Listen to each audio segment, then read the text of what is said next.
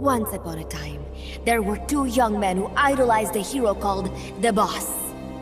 One day, they suddenly lost the point of origin, the Cipher. That was like a mother to them.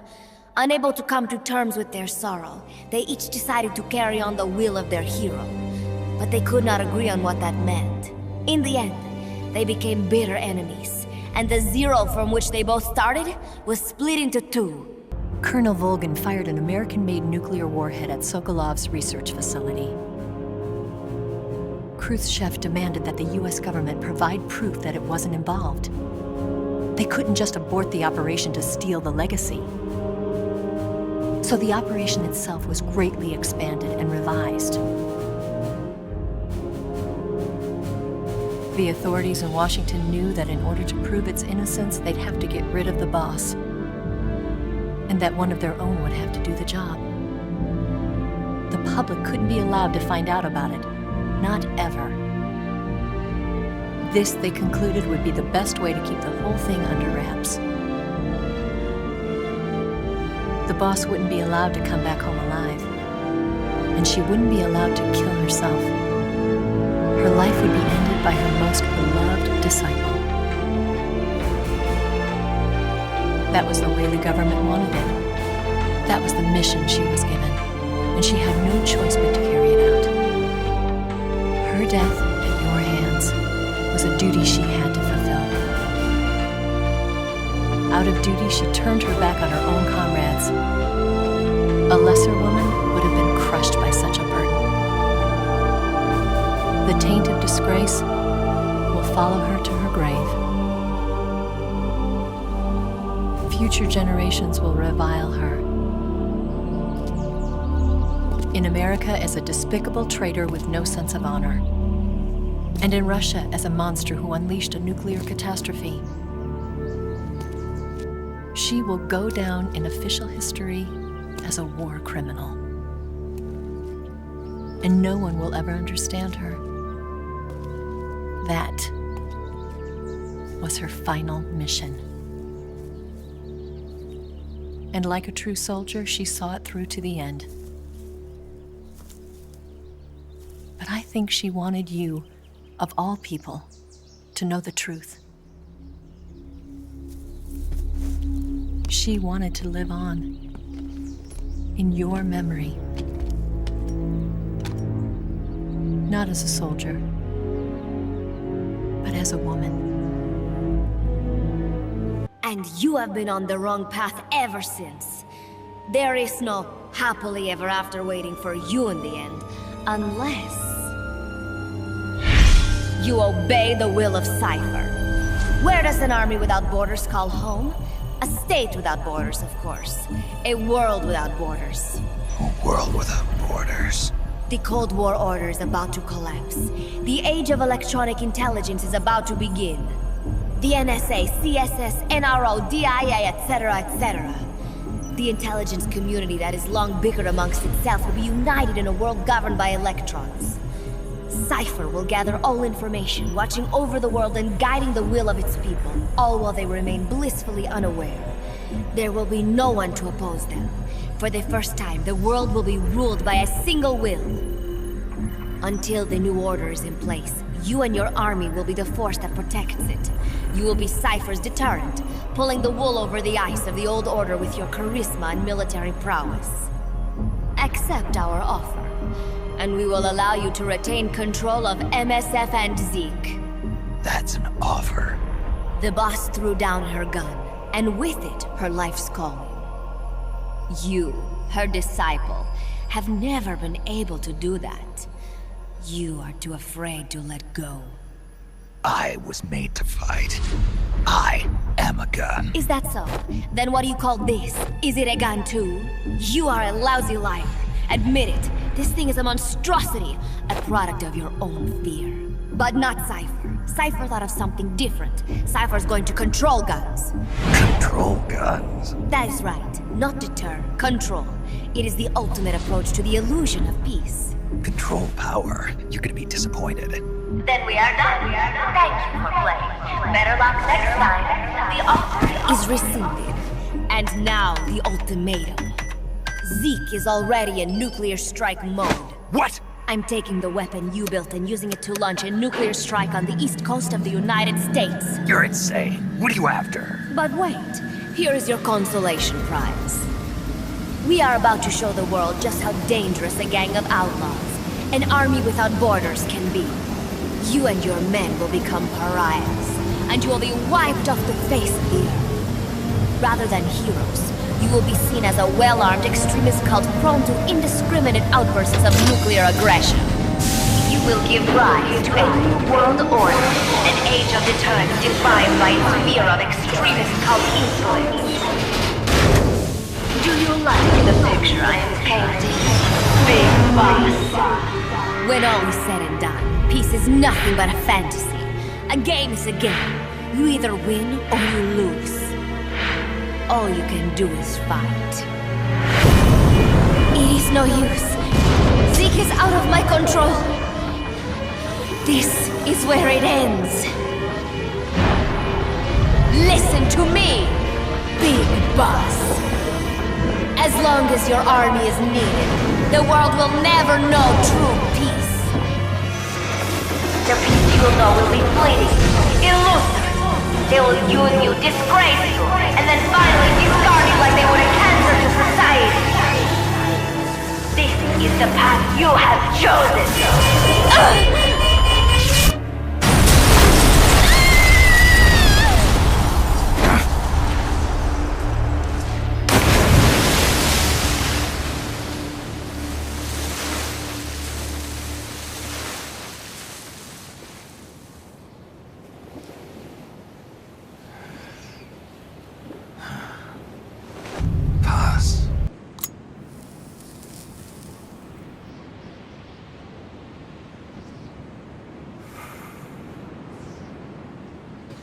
That name Paz mentioned at the end, Cipher, it's a code. It means empty. It also means... Zero. A world of electronic intelligence, built on codes. And at the center of it all, a zero. Cuz. Look, boss. I owe you an apology. Hear me out, okay? Sure. I knew Paz and the Professor. I knew who they really were all along. Cuz. I used them. I suppose you were the one that brought them to Columbia in the first place, huh? Guilty as charged. Paz wasn't just CIA, you know. She was working for the KGB, too. And for this Cipher group. In other words, she was a triple agent. You knew all of this? Wait, let me finish. Listen, MSF never would have gotten this big if it weren't for them. This mercenary business we built. Someday it's gonna be a new driving force in the world economy. Is that your goal all along? The Cold War's not gonna last forever. Sooner or later it's gonna give way to an era of regional conflicts and terrorism. A paradigm shift from counter-communism to counter-terrorism. In the new age, armies won't be tied to states, and war will become a business. We'll be a valuable commodity. There'll be clients all over the world who need our services. MSF is only the beginning. What we're creating here is a revolution in itself. Am I right? Cuz, it's not going to be that easy. What do you mean? This whole Peace Walker thing has left our mark on the history of the old order. We've put ourselves on the radar of intelligence agencies and governments east and west. The whole world probably knows about us now. Including that Cipher outfit. We've let ourselves interfere with the times, with the Cold War system of deterrence. We're an army without a flag. We weren't supposed to take sides in international affairs, but we did. I see your point. So what happens to us now? We'll be hunted. Not everybody's gonna be happy with us, huh? You're damn right. We upset the global military balance of power. And these people would rather our army without borders not exist at all? They're gonna come knocking real soon. There's no turning back now. We're a wrench in the old system of deterrence. As long as the times refuse to change, we're gonna make a hell of a racket. Then who are we gonna fight? The establishment. Anybody who tries to restore the old balance wants to snuff us out of existence. Which establishment? It won't be a particular country or ideology that hunts us. Who then? We're gonna be fighting the biggest beast of all. The times.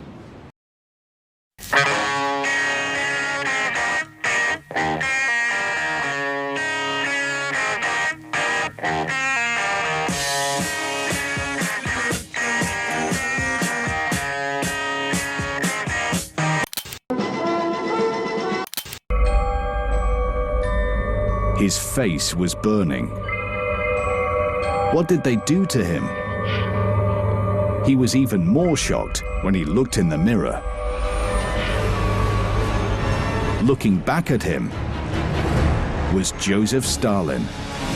He is close to being solved. This was where his destiny was, and this is where the destiny of this country was. The country was going to kind of ride to greatness on this tidal wave of oil.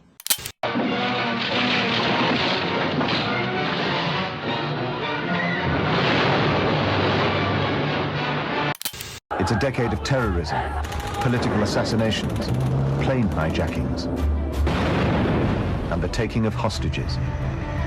The memory of the 1972 Munich massacre is still raw, a bungled rescue which left 11 captives and 1 policeman dead.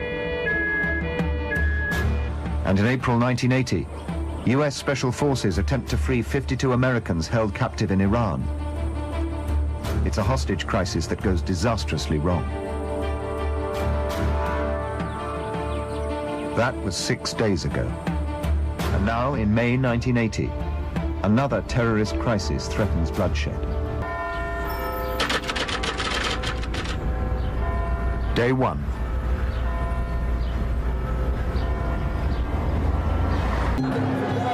There's a new government in Iran. Fundamentalist Islamic revolutionaries have taken power under their leader, the radical cleric Ayatollah Khomeini. Some of the staff Trevor Locke deals with here at the embassy are passionate supporters of the Islamic Revolution. But there are other people from Iran here with a radically different agenda.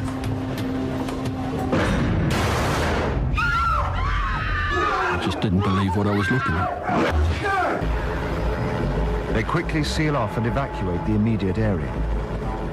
Mobile fast response units then cut off a wider area, known as the outer cordon. In less than an hour, the police ring-fence an area roughly 2 square kilometers around the embassy. Now the police must try to end the siege peacefully.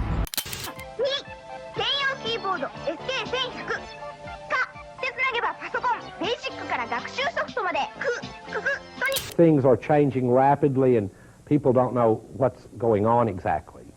I think that's the kind of period we're in now.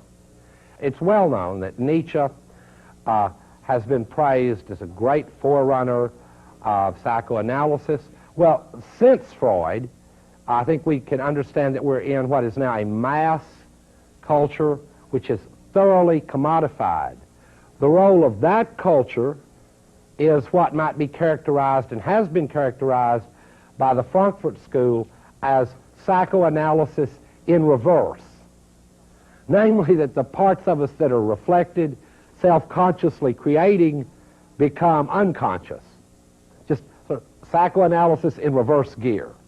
That the moments of lucidity and clarity we thought we had about ourselves are now to be filled in with stories that we pick up largely from the mass culture. The search for an authentic self is doomed in a sense to fail and to be simply picked up as narratives from the mass culture. There is no difference between submission and rebellion. My only real choice is to put an end to this charade. Let me at least have the freedom to end it myself. I took these photos 2 years ago. I know these pictures. They were on the news, on several websites. If I remember right, the reporters blamed you for sinking the tanker. That's right. Otacon, me, we were used. I've gone through VR training of the tanker mission before. Yeah? Well, I doubt it accurately simulates the events of that mission. Society realizes or brings off reality. How it simulates, as he would call it, the real. So we never actually get at the real, but different forms of simulacra appear at different times. And essentially simulacra is how reality is brought off by a society, how it simulates the nature of reality. Language codes, information codes, beamed all around us, genetic codes spanning history. By controlling the codes, Cipher Zero intends to unify the world. Codes implanted into our heads, sucking our minds dry as it spreads from one host to the next. A parasite upon this earth, that is what Zero is. As one born into this world, he's afflicted. I hold him responsible for killing my freedom. Killing all traces of my past. Killing any promise of a future. We are all but dead men forced to walk upon this earth. A world reduced to zero. Cipher plans to use its codes to control the world. They think they can. And the mother tongue of all those codes is English. The Word became flesh. The final parasite. It knows English. It's almost impossible to say what is really going on. You can certainly have lots of different competing accounts of what goes on, but the reality of what was really going on, of course, was quite unknown to us. We only experienced it through very long periods of broadcast time given over to that particular war. He's not, and I think this is a mistake that some students can make, he's not saying that the media distort reality, because there is no real left to distort. There are simply competing rhetorics or ways of talking about things, competing versions, competing simulations of reality, which are designed increasingly to seduce us, by which he doesn't mean sexually seduced, he means that they seduce us in the sense that they become convincing for us. We believe those, even though there's no referent or real object out there to which they refer anymore. Well, that's just a small sample of uncontrolled information. With their existing data processing system, they're no longer able to effectively control the flow of information generated at the individual level. With the newly created system, they can fully regulate digital information. High-level information can be categorized in stages, given clearance levels, and deleted as necessary, never to be seen by the public. By deleting such information, the Patriots can shape the course of history as they see fit. Somebody's bound to catch on. No, the memory capacity, not to mention the lifespan of the average individual, is extremely limited. On the other hand, digital information lasts virtually forever. It doesn't deteriorate. So? GW is a system that allows the Patriots to decide what will be recorded in tomorrow's history. So what we're talking about is one huge censorship system for deleting...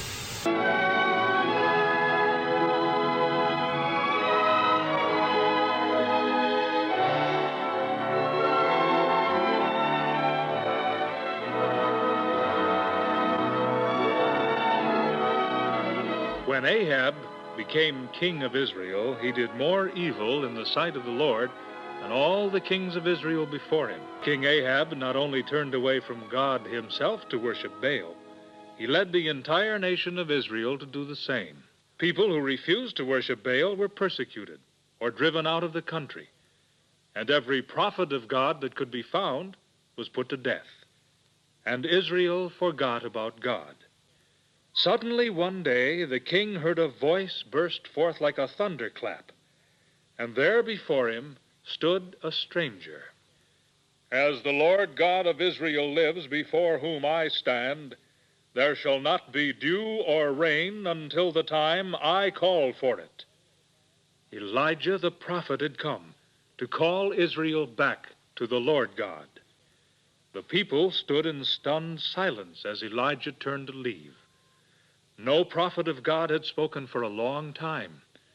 Still, the people paid little attention to Elijah's message or to its real meaning. Sin had blinded their eyes and made their ears slow to hear. Then Elijah spoke again. We'll call upon our gods, and the God that answereth by fire, let him be God.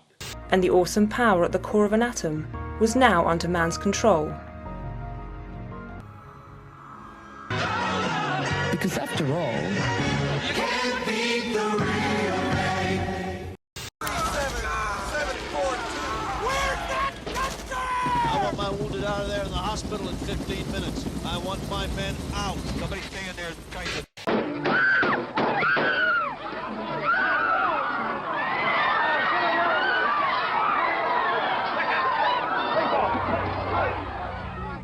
Arthur Bremer was moved toward this act when he saw the movie Clockwork Orange. Bremer's diary was published and provided inspiration for the movie Taxi Driver. John Hinckley went to see Taxi Driver and fell in love with the young actress, Jodie Foster. He thought, I will impress her by shooting the President of the United States. The old actor Ronald Reagan.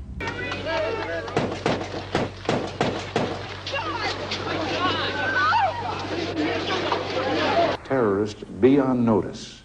We will fight back against you in Lebanon and elsewhere. We will fight back to stamp out this ugly, vicious evil of terrorism. With widespread political terrorism, we got our narrative back. Calculated acts, not random.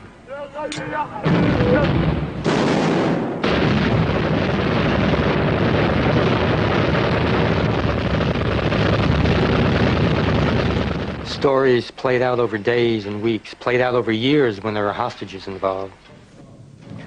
A narrative that horrifies for many reasons, one of them the fact that they're killing people for its publicity value.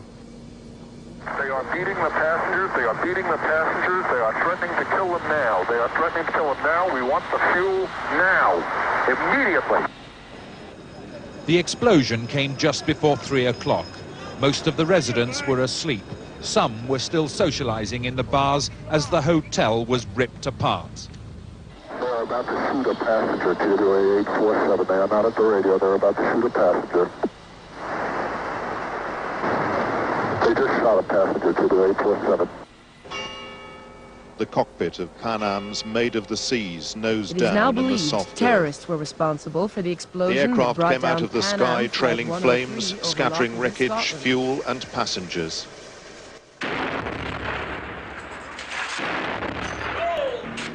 And the awful genius of terrorism is that it affects the daily lives of ordinary people. We don't have to be famous or gifted or powerful. We're all potential victims. We're all class enemies. And this shift in the culture was something I wanted to understand.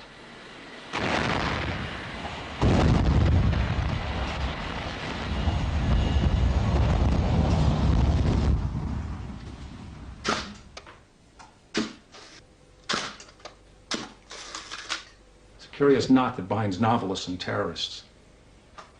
In the West, we become famous effigies as our books lose the power to shape and influence. You ask your writers how they feel about this? Years ago, I used to think it was possible for novelists to alter the life of the culture, but now bomb makers and gunmen have taken over that territory. They make raids on human consciousness. What writers used to do before we were all incorporated.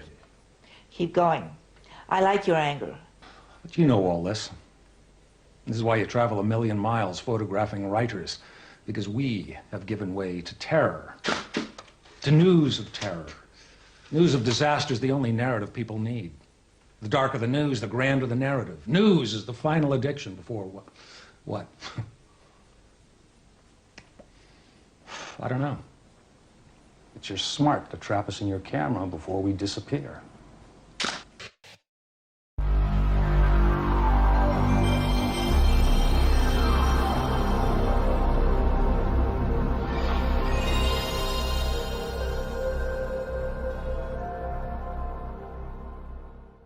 English strain of the vocal parasite.